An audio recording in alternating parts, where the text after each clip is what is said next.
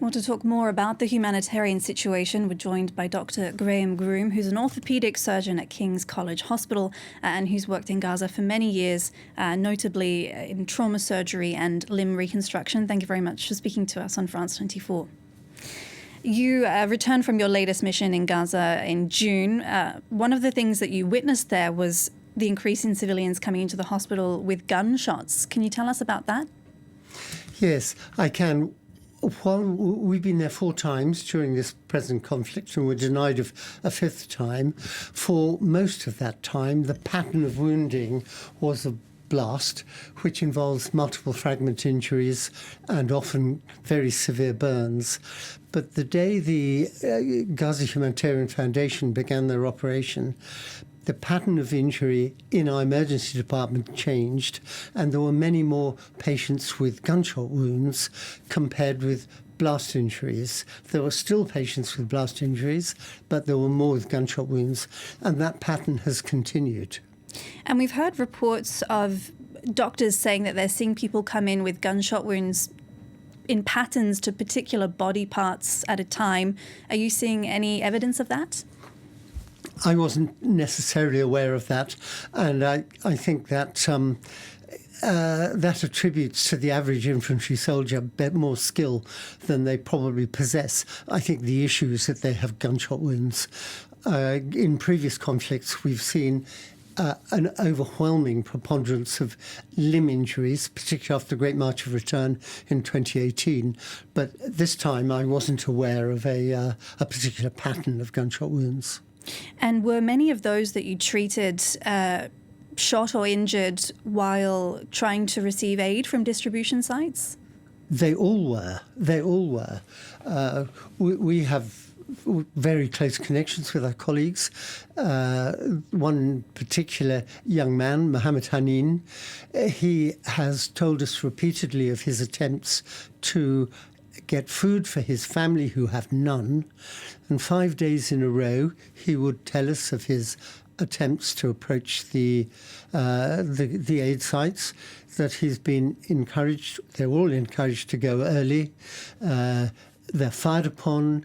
He sent us videos of the shooting. The rifle fire is clearly visible, of the wounded, of the blood in the sand. The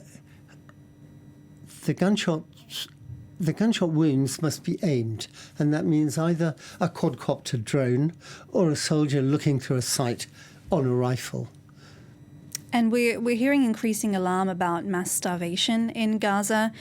But this is also affecting, as we've been reporting recently, journalists, but also doctors. How are doctors still managing to do their work?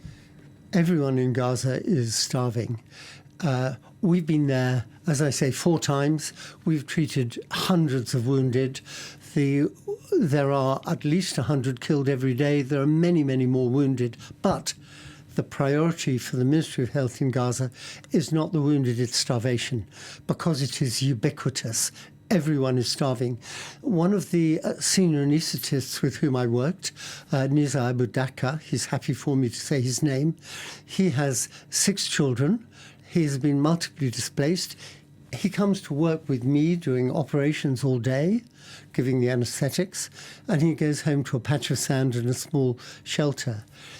In these last 2 weeks, his family have had nothing to eat for over a period of 4 or 5 days. Occasionally he finds something, but very often they have nothing.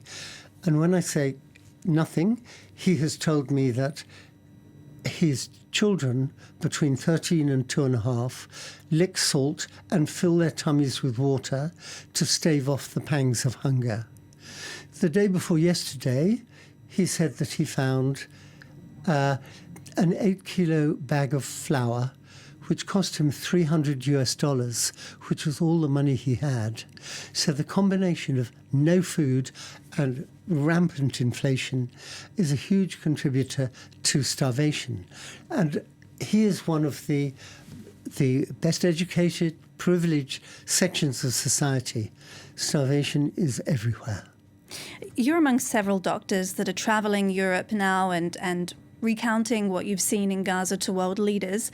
What exactly is the message that you're trying to get across, and what is the goal? the message is twofold.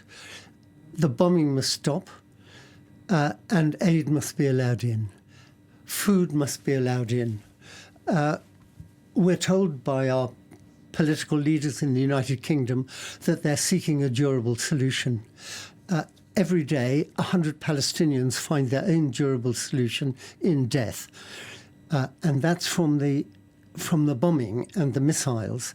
Starvation will add enormously to that, and we cannot be other than responsible because we know about it, we enable it, and it is very much on our conscience as well as those who perpetrate it. Dr. Graeme Groom, thank you very much for coming in and so much for speaking having about me. what you witnessed. Thank you. Thank you.